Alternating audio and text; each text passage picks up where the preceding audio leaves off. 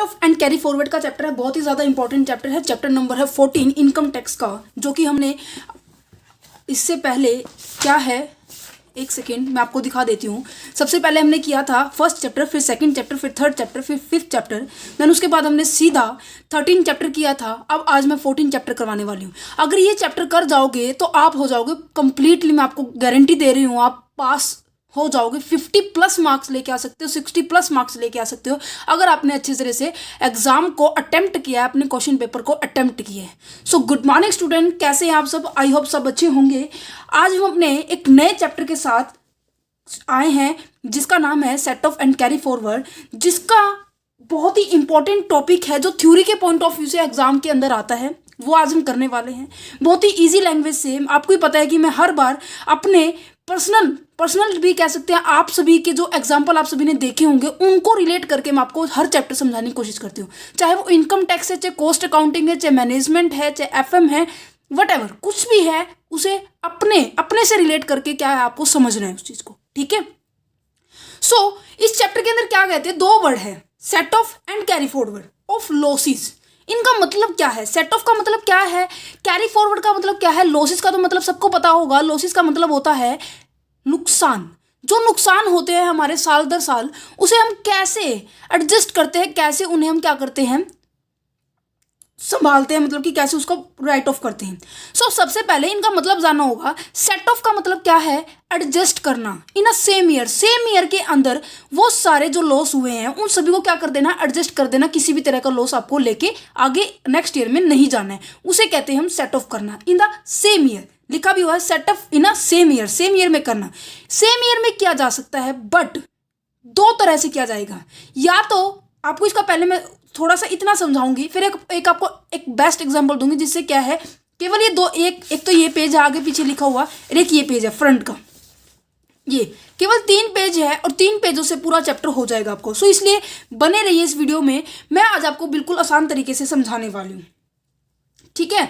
सो सबसे पहले यहाँ पे देखिए, सेट ऑफ का मतलब क्या होता है, एडजस्ट करना सेम ईयर के अंदर। और कैरी फॉरवर्ड का मतलब होता है एडजस्ट तो करना होता है, बट नेक्स्ट ईयर में करना होता है। सेम ईयर में नहीं करते हम, नेक्स्ट ईयर ले जाके फिर उसे हम एडजस्ट करते हैं, ठीक है।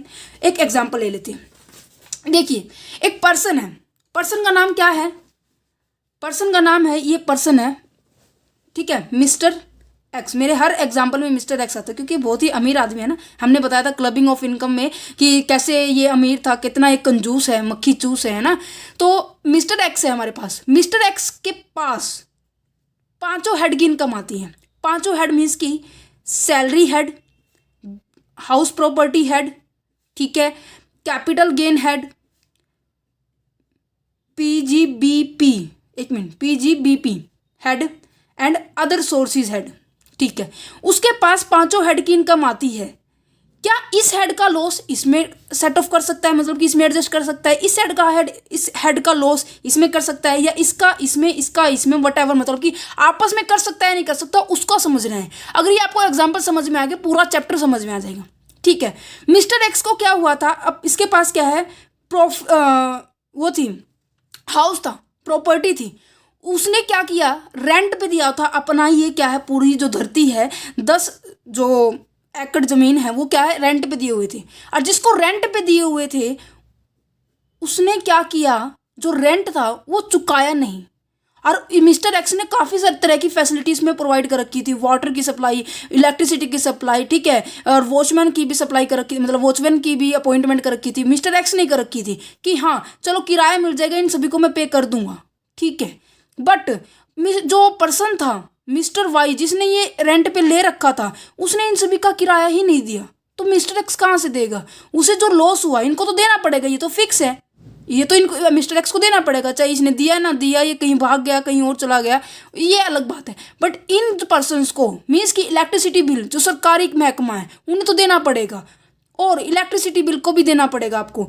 पानी की सप्लाई के ऊपर जो वाटर चार्जेस होते हैं वो भी देने पड़ेंगे आपको। और साथ में क्या है, जो वॉचमैन पर्सन अपॉइंट किया तो उसे भी सैलरी देनी पड़ेगी। वो सारा कौन देगा?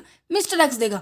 मान लीजिए 2020 के अंदर मिस्टर एक्स का जो एक्स्ट्रा का खर्चा होगा, जिसे हम लॉस की तरह ट्रीट करेंगे, वो हो गया मान लीजिए 10 लाख का, ठीक है।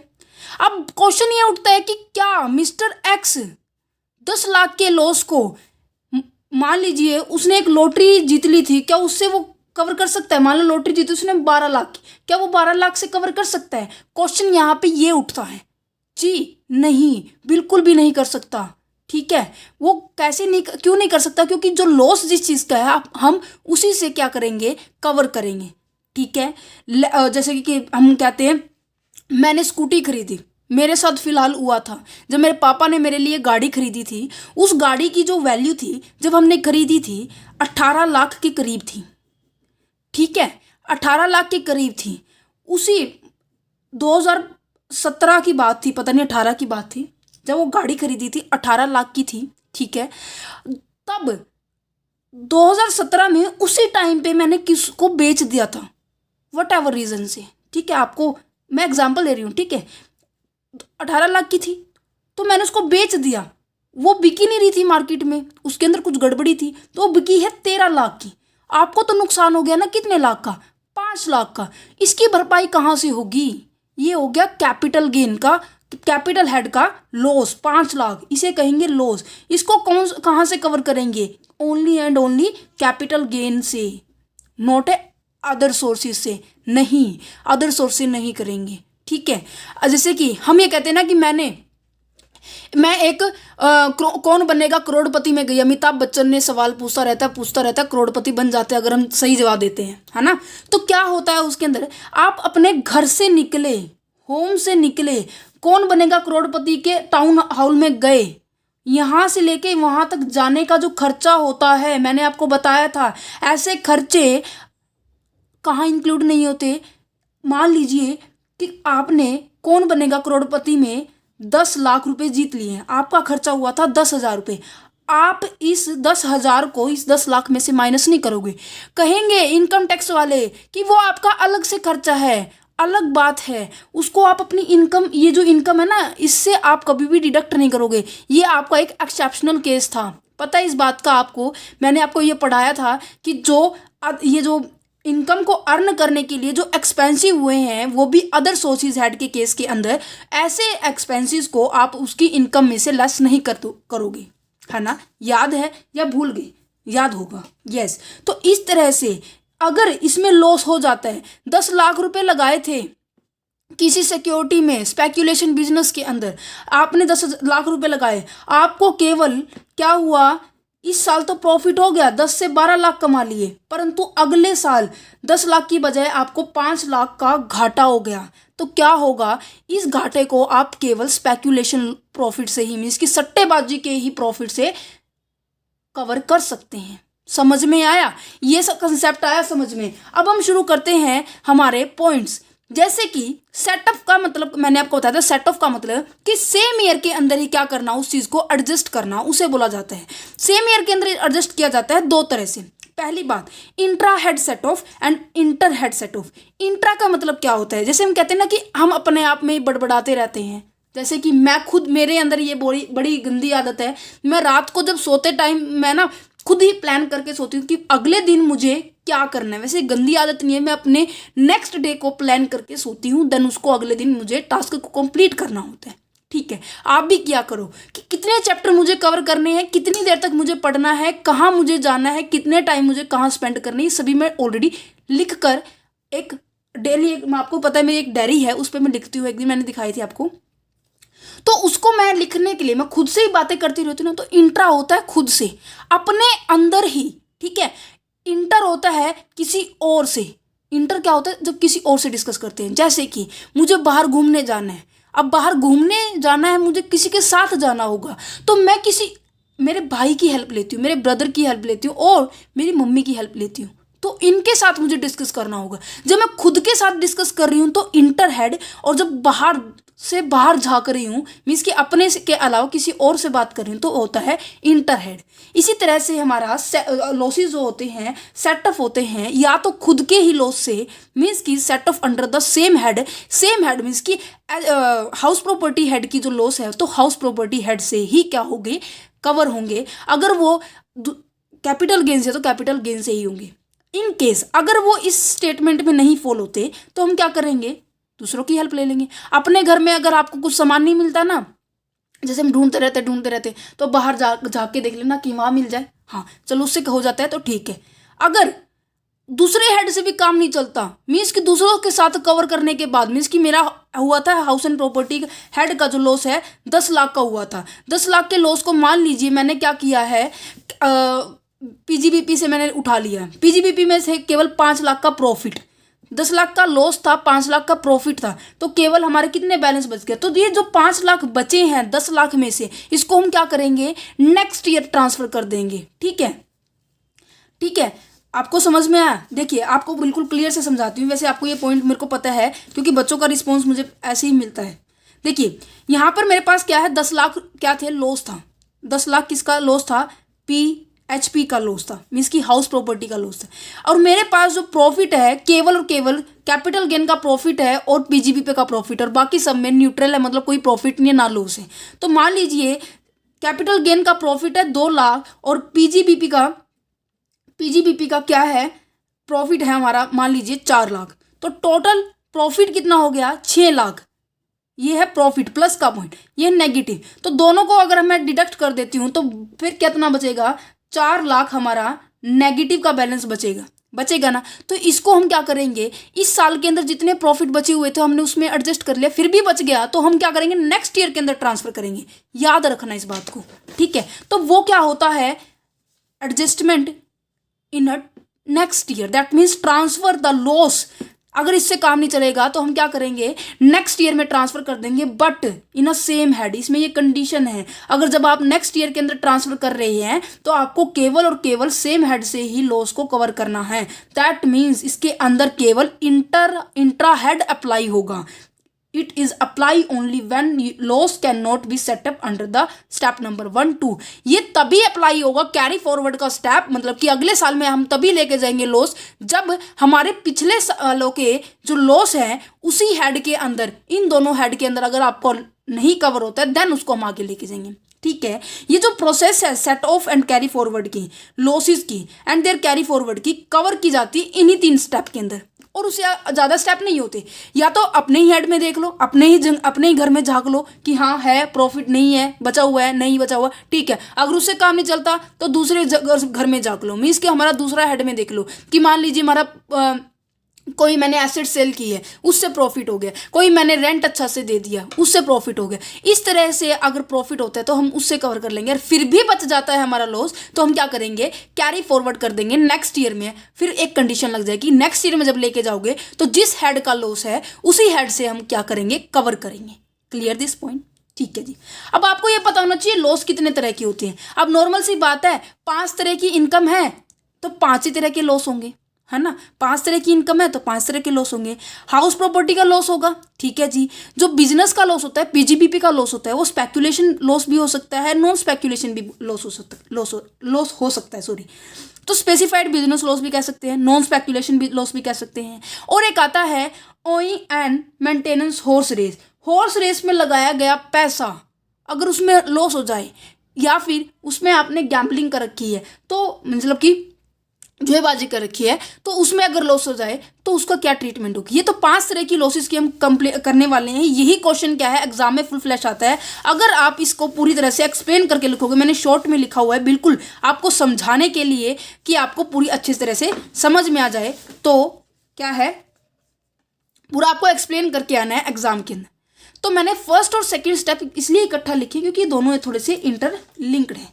सो देखते हैं यहाँ पे, सबसे पहले हम स्टेप नंबर 1 की बात करते हैं। स्टेप नंबर 1 क्या कहते हैं कि अगर HP लॉस है, HP लॉस मीन्स कि हाउस प्रॉपर्टी लॉस है, तो उसका क्या होगा। हाउस प्रॉपर्टी लॉस है तो क्या कहते हैं, set of by other HP gain. ये कहते हैं वो क्या होगा, वो अपने हेड से कर सकता है। स्टेप नंबर 1 कौन सा था, इंट्रा मीन्स जो अपने में से ही पहले देखेगा कि मेरे पास जिस सोर्स का लॉस है, क्या उसी सोर्स के पैसे बचे हुए हैं मेरे पास, ठीक है। उसको चेकआउट करेंगे, उसको देखेंगे कि हाँ बचे हुए हैं तो उसको देख लेंगे। स्टेप नंबर 1 पहले ये अप्लाई होगा, ठीक है। अगर बचे हुए हैं तो कर देंगे, एग्जाम्पल के तौर पर 10 लाख रुपए लॉस हो गया, इसी हेड से हमें प्रॉफिट भी हुआ था 4 लाख का, ये है प्रॉफिट, ये है लॉस, फिर भी हमारा 6 लाख का बच गया, तो क्या करेंगे? हाउस प्रॉपर्टी की बात हो रही है। हाउस प्रॉपर्टी में क्या करेंगे, जब अगर अपने ही हेड से काम नहीं चलता है तो स्टेप नंबर 2 में कूद जाएंगे। किस लिए? कि हम किसी और सोर्स से, जहाँ से मीन्स की कैपिटल गेन हेड से, अदर सोर्सेज हेड से, सैलरी हेड से, पीजीबीपी हेड से, अगर उनसे प्रॉफिट बचा हुआ है तो हम उसमें एडजस्ट कर देंगे। क्या लिखा हुआ है? Set of against from any head, किसी भी हेड में से कर सकते हैं, ये बात ध्यान रखना, किसी भी हेड में से कर सकते हैं। HP loss set of any head, किसी भी हेड से कर सकते हैं, बट एक्सेप्ट, दिखाई दे रहा है एक्सेप्ट लिखा हुआ मैंने ऐसे कान खजूरे के उसमें, क्यों? क्योंकि बस इसको छोड़कर, इसकी इनकम को छोड़ के, इसके प्रॉफिट को छोड़ के आप हर जगह से एचपी के प्रॉफिट, एचपी के लॉस को क्या कर सकते हो? कवर कर सकते हो। कौन से? गैम्बलिंग के। गैम्बलिंग में कौन आता है? हॉर्स रेस के थ्रू आता है, जो जैसे हम कहते हैं ना उस पर पैसा लगाया हुआ है। क्रिकेट के गेम में भी गैम्बलिंग होती है कि लो इस वाली बॉल पे धोनी क्या मारेगा? छक्का मारेगा। इस वाली बॉल पे क्या है? रैना है, विराट कोहली है, वो क्या करेंगे? छक्का मारेंगे। तो क्या है, इन सभी चीज़ों को, इनकी इनकम को छोड़कर बाकी सभी से वो कवर कर सकता है एचपी का लॉस। और लिमिट क्या है कि कितने तक वो कर सकता है हर हेड में से? जब सेकंड स्टेप में पहुंच जाता है, इंटर हेड में पहुंच जाता है वो, तो लिमिट कितनी है इसकी कि हर हेड में से क्या है, हर साल वो क्या कर सकता है? 2 लाख तक की लिमिट को क्या कर सकता है? वो कवर कर सकता है for use in HP loss के लिए। ठीक है, ठीक है, आया समझ में? बिल्कुल। नेक्स्ट पॉइंट है स्पेक्यूलेशन लॉस। अगर फिर भी नहीं रहता, जिसकी फिर भी लॉस बच जाता है, तो थर्ड स्टेप के अंदर कूद जाएंगे। थर्ड स्टेप हमारा क्या होगा कि एचपी का लॉस होगा वो एचपी के ही प्रॉफिट से होगा, और वो प्रॉफिट आपको क्या करना होगा? उस एचपी के लॉस को कवर करना होगा। मान लीजिए फिर भी हमारा क्या है, बच गया, 6 लाख का लॉस था, फिर भी हमारा बच गया 2 लाख रुपए बच गया, मान लीजिए, ठीक है, 2 लाख रुपए बच गया। तो इस 2 लाख को हम नेक्स्ट ईयर में ट्रांसफर कर देंगे, और वो 2 लाख का जो लॉस है हम केवल एचपी के ही प्रॉफिट से लेंगे और किसी से नहीं लेंगे। अगर फिर भी बच जाता है उस साल, तो हम आगे 8 सालों तक ऐसे ट्रांसफर कर सकते हैं, कैरी फॉरवर्ड कर सकते हैं। ठीक है, ओके जी। नेक्स्ट पॉइंट आता है हमारा स्पेक्यूलेशन लॉस। स्पेक्यूलेशन लॉस का मतलब होता है सट्टेबाजी का लॉस। जब हम क्या करते हैं, सट्टेबाजी करते हैं, उससे अगर लॉस हो जाए तो केवल और केवल उसी से ही कवर होगा। ठीक है, set of only speculation profit. देखो ओनली लिखा हुआ है, जहां ओनली आ जाए वहां पर मीन्स कि केवल और केवल वो अपने ही घर में देखेगा, वो ऐसे नहीं है किसी के घर में झाँक ले, नहीं। स्पेक्यूलेशन लॉस ऐसा है कि मैं अपने घर से ही काम चलाऊंगा, मुझे किसी की जरूरत नहीं है। ठीक है, ठीक है, पहले 3 कर लेते क्योंकि तीनों के पॉइंट आगे सेम है। नेक्स्ट आता है स्पेसिफाइड बिजनेस। मीन्स कि कोई अगर स्पेशल बिजनेस है, प्रोफेशनल बिजनेस है, अगर उसमें लॉस हो जाए तो वो उसका लॉस भी केवल और केवल उसी के गेन से कवर होगा, स्पेसिफाइड बिजनेस गेन। ठीक है, मीन्स कि दोनों की नीयत अच्छी है कि वो कहता है मैं दूसरों के घर नहीं झाँकूंगा, अपने घर से काम चला लूंगा, वो सफिशिएंट है। अब आ जाता है non speculation loss. Non speculation होता है सट्टेबाजी को छोड़कर जो होने वाले लॉसेज है उनकी बात की जा रही है। ठीक है, क्या कहते हैं, अगर इनमें लॉस हो जाए, इनके पास 2 ऑप्शन है, या तो वो खुद के प्रॉफिट से ही कर ले, मीन्स कि नॉन स्पेक्यूलेशन प्रॉफिट से ही कर ले, और दूसरा ऑप्शन है कि वो स्पेक्यूलेशन प्रॉफिट से कर सकते हैं। मीन्स कि जो यहाँ से आने वाला प्रॉफिट है वो एक तो यहाँ भी यूज हो सकता है, और दूसरा प्रॉफिट वो नॉन स्पेक्यूलेशन लॉस को कवर करने के लिए भी किया जा सकता है। ठीक है, ठीक है, तो यहाँ पे जो स्टेप नंबर 2 है, में तब आएंगे स्टेप नंबर 2 में जो खुद से अपने आप से प्रॉफिट से ही लॉस को कवर करेंगे, उनके लिए स्टेप नंबर 2 किसी काम का नहीं है। स्टेप नंबर 2 में हमने क्या बोला था, स्टेप नंबर 2 में हम ये देखेंगे कि दूसरे हेड से देख लो, दूसरे के घर में जाके देख लो कि प्रॉफिट है या नहीं है, तभी यूजफुल है। अब ये कह ही रहे हैं कि मुझे किसी की जरूरत नहीं है, तो सेकेंड हैंड में क्या करने जाएंगे? कोई नहीं जाएगा धक्के खाने, कौन पागल है ऐसे बार बार जाएगा। तो ये कहते हैं कि second step and third step, second step and third step के लिए क्या नहीं अलाउड है? सेकेंड स्टेप अलाउड ही नहीं है। ठीक है, ओके जी। कैपिटल गेन का आ जाता है, अब इसको बताती हूँ मैं, 1 मिनट रुकिए। देखिए नॉन स्पेकुलेशन के अंदर जो स्टेप नंबर 2 इसलिए थोड़ा सा अलाउड है क्योंकि ये एडजस्ट हो सकता है सभी के अंदर, बट एक्सेप्ट जैसे हमने यहाँ पे ये सभी के अंदर अलाउड था एक्सेप्ट गैम्बलिंग को छोड़ के, इसके अंदर एक्सेप्ट गैम्बलिंग तो है ही है बट सैलरी हेड भी है। वो कहता है मैं सैलरी हेड से भी नहीं ले सकता।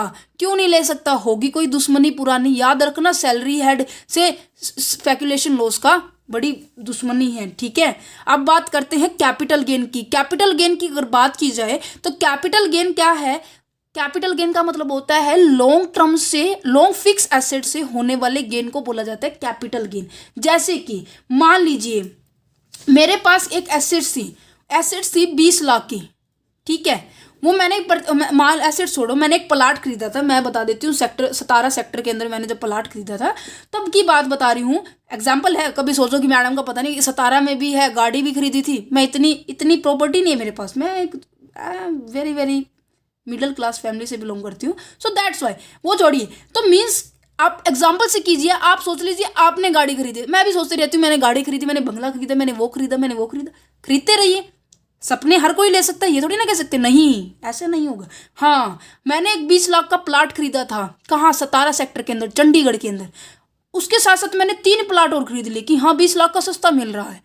बहुत ही सस्ता है वैसे, मैं आपको बता देती हूँ। अदरवाइज 35-40 लाख का मिलते हैं, वो 17 लाख के मिल जाए तो वेरी वेरी इंपॉर्टेंट, और 17 सेक्टर में मिल जाए वो बहुत ही अच्छी बात है। तो कहते हैं कि मैंने जब 17 सेक्टर के अंदर एक प्लाट खरीदा था, कितना? एक नहीं 3 प्लाट खरीदे थे 20-20 लाख के। मीन्स कि मैंने 60 लाख रुपए खर्च कर दिए उस प्लाट को खरीदने के लिए, और वो खरीदे थे 2015 के अंदर, ठीक है। और 2015 के अंदर खरीद ली है। आज देखती हूँ 2022 के अंदर उन प्लाट की वैल्यू 20 लाख से बढ़कर 40 लाख हो गई है। मेरे पास 3 प्लाट थे, कितना प्रॉफिट हो गया मुझे? 1,20,000। मीन्स कि दुगना प्रॉफिट, 40 लाख के 1,20,000। पागल हो रहे हो क्या तुम लोग? 60 लाख पागल हो क्या? हाँ 60 लाख यहाँ है तो यहाँ पे कितना होगा? 120 लाख, है ना? 120 लाख होंगे। तो क्या है, मुझे डबल प्रॉफिट हो गया ना, तो उसे बोलते हैं कैपिटल गेन, ठीक है। ये भी हो सकता है 2015 के अंदर इसकी इतनी वैल्यू थी और आज 2020 के अंदर 20 से घट के कितनी आ गई है? 12 लाख हो गई है, तो लॉस हो जाएगा ना। तो इस ऐसे लॉस को कवर करने के लिए भी हमारे पास मेथड है। लॉस हमारे 2 तरह से हो सकते हैं, आपने पढ़ा होगा। कैपिटल गेन हमारा 2 तरह से होता है, शॉर्ट टर्म कैपिटल गेन होता है, एक लॉन्ग टर्म कैपिटल लॉस होता है। प्रॉफिट भी हमारे 2 तरह के होते हैं, लॉन्ग टर्म कैपिटल गेन, यहाँ लिखा हुआ है देखो, long term capital gain, short term capital gain होते हैं। 2 तरह के लॉस होते हैं, 2 तरह के प्रॉफिट होते हैं। अगर आपका थोड़े समय का लॉस हो, वो आप दोनों से कवर कर सकते हो। मीन्स कि शॉर्ट टर्म कैपिटल गेन से भी और लॉन्ग टर्म कैपिटल गेन से भी।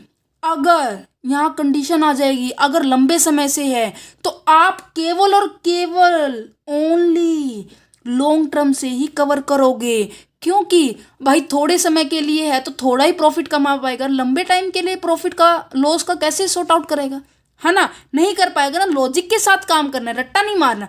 थोड़े टाइम के लिए तो थोड़ा पैसा होगा उसके पास, थोड़ा प्रॉफिट होगा, और लॉन्ग टाइम के लिए तो बड़ा बड़ा पैसा होगा, बड़े बड़े लॉस होंगे। तो बड़े लॉस होंगे तो क्या छोटे प्रॉफिट से कवर हो सकते हैं? बिल्कुल भी नहीं। तो इसलिए लॉन्ग टर्म लॉसेस को हम केवल और केवल लॉन्ग टर्म गेन से ही कवर करते हैं, बट शॉर्ट टर्म लॉसेस को हम लॉन्ग से भी और शॉर्ट से भी दोनों से कवर कर सकते हैं, ठीक है। But in case second step में क्या वो आएगा? मीन्स कि वो किसी दूसरे के घर में झाकेगा? क्यों झाकेगा भाई? अगर शॉर्ट टर्म कैपिटल गेन है तो केवल अपने साथ वाले में, जिसकी पड़ोसी से ही ले लेगा वो। बट अगर लॉन्ग टर्म की बात की जाए तो लॉन्ग टर्म के लिए सेकेंड स्टेप अलाउड नहीं है, ठीक है। इन तीनों के लिए स्टेप नंबर सेकेंड, थर्ड और फोर्थ पॉइंट के लिए, मीन्स की speculation losses, specified business loss and capital gain का लॉन्ग टर्म लॉस के लिए सेकंड पॉइंट है ही नहीं। मीन्स कि इंट्रा हेड है ही नहीं, वो दूसरों के हेड से पैसा लेगा ही नहीं। क्योंकि ये खुद से ही ओनली इट सेल्फ हेड से ही कवर करते, वो दूसरों के घर में नहीं झांकते, ठीक है। समझ में आया? इसी के साथ हमारा यहाँ पे एक पॉइंट रहता है, पॉइंट नंबर 6, वो है हमारा activities of owing and maintenance horse rate. उसके बाद हम थर्ड स्टेप पे पहुंचेंगे। यहाँ थोड़ी जगह नहीं थी, अदरवाइज मैं इसको यहाँ लिख देती, बट आपको इतना समझ नहीं आता। दिखाई दे रहा है मैंने कितना डिजाइनिश कर रखा है आप सभी के लिए, बहुत ईजी लैंग्वेज में। है ना। अब बात करते हैं maintenance and owing horse race. Horse race पर लगाए गए पैसे अगर वो लॉस हो जाए तो क्या होगा, अगर प्रॉफिट हो जाए तो उसका यूज़ कहाँ होगा। नॉर्मल सी बात है, एक गैम्बलिंग है और इसका प्रॉफिट जो है कहीं पे यूज़ नहीं होता। ना तो इसका यूज़ प्रॉफिट एंड क्या बोलते हैं उसको, हाउस प्रॉपर्टी के हेड में होता है, ना ही इसका जो यूज़ है नॉन स्पेकुलेशन बिजनेस में होता है, और बाकी तो किसी दूसरे की तरफ देखते नहीं। तो नॉर्मल सी बात है, इसकी जो प्रॉफिट है वो कहीं पर भी यूज़ नहीं होता, वो केवल और केवल इसी के लिए यूज़ होगा, मीन्स कि इसी के प्रॉफिट के लिए ही यूज़ होगा। ठीक है, तो यहाँ पर जो अदर सोर्सेज की जो इनकम होती है वो काफ़ी तरह की इनकम होती है। कैजुअल इनकम होती है, गैम्बलिंग होती है, कार्ड गेम होती है, पजल्स होते हैं, और गैम्बलिंग के अंदर हॉर्स रेस आती है, क्रिकेटिंग आती है। ठीक है, अगर हॉर्स रेस के अंदर लॉस हो जाए, ध्यान से सुनो, अगर हॉर्स रेस के अंदर लॉस हो जाए, उसके अंदर आपने पैसा लगा रखा था, मान ले पता है इतने लंबी लंबी बड़ी बड़ी अमाउंट में लगते हैं, हम तो इसके बारे में सोच भी नहीं सकते, और वो वही लगाते हैं जिनके पास पैसा होता है ना। हमें तो क्या करना है, पढ़ना है, हमें ये काम नहीं करने। ठीक है, अगर एग्जाम्पल के तौर पर मैंने लगा रखे थे घोड़े की रेस में कि हाँ, घोड़ा नंबर 10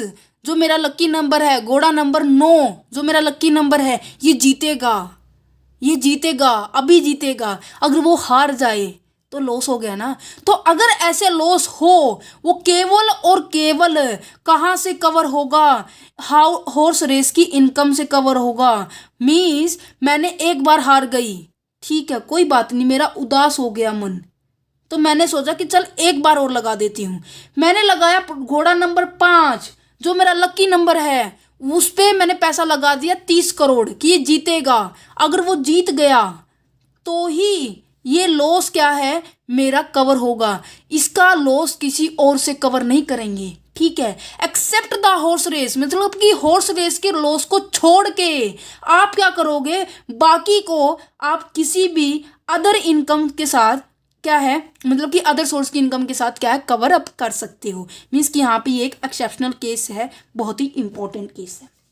ठीक है, अगर इन केस अगर सेकेंड स्टेप से भी किसी की संतुष्टि नहीं होती, मतलब किसी का करोड़ों में लॉस है, सेकेंड स्टेप में भी उसकी लॉस की भरपूर भरपाई नहीं होती, तो क्या होगा, थर्ड स्टेप में कूद जाएगा। और थर्ड स्टेप हमारा क्या था, थर्ड स्टेप था हमारा कैरी फॉरवर्ड। कैरी फॉरवर्ड का मतलब क्या है, अगले साल लेके चले जाओ।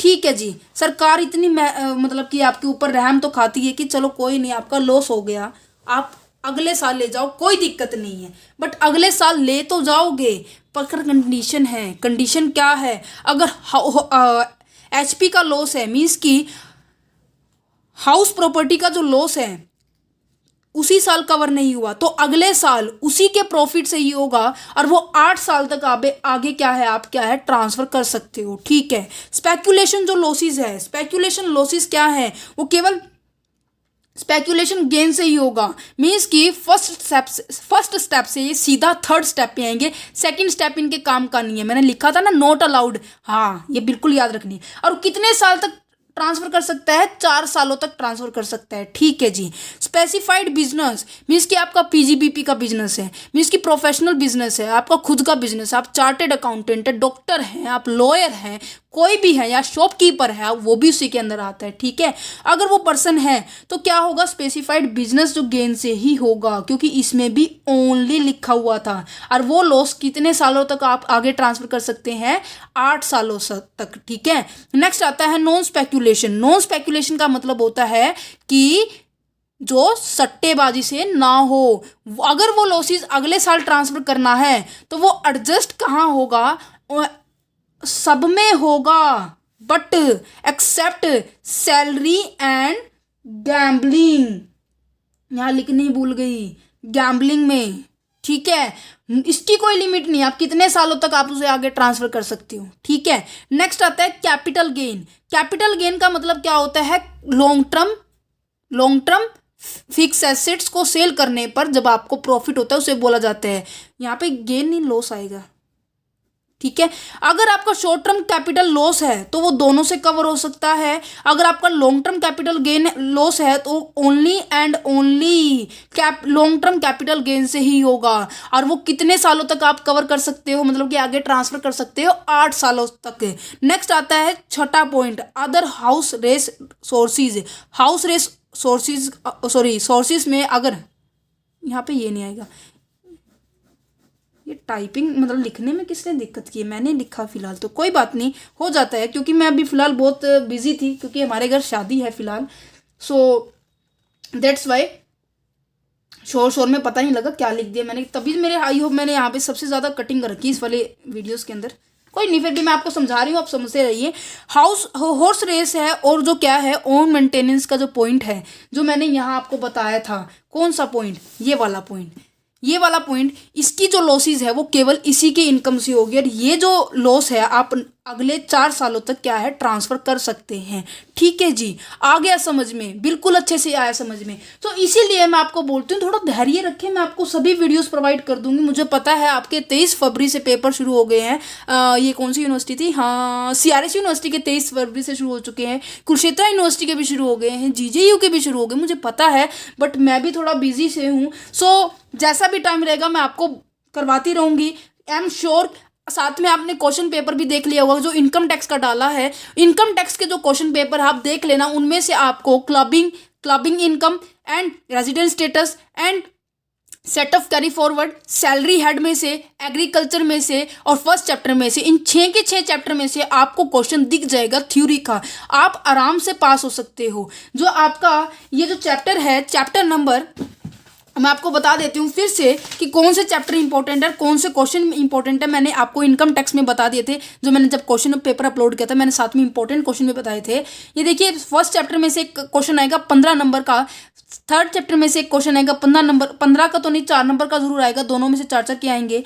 फिफ्थ में से एक क्वेश्चन जरूर आएगा, लिस्टेशन भी प्रैक्टिकल भी आएगा और साथ में थ्योरी भी आएगी। इसमें से 15 नंबर का मीन्स कि 15, 30 और 4, 8 38 नंबर का हो गया, और साथ में 15 का यहाँ पर है, 30 नंबर यहाँ पर है, तो 38 और 30 कितने हो गए, जल्दी मुझे कैलकुलेट करके बताइए। 68 नंबर हो गए। बोला था मैंने 60% से ज़्यादा नंबर लेके आने हैं मुझे इनकम टैक्स में आप सभी के। सो आज हो जाएगा आपका सिलेबस, और इसके बाद मेरी जितनी कोशिश रहेगी कैपिटल गेन के ऊपर मैं वीडियो बनाने वाली हूँ, और साथ में हमारा सैलरी हेड में जो ग्रेचुटी पेंशन लिव इन कैशमेंट का जो चैप्टर है वो हम करेंगे। बहुत ही ईजी चैप्टर है, और इसके ऊपर थ्योरी आने के काफ़ी सारे चांसेस रहते हैं। ठीक है, तो thank you for watching this video, have a nice day.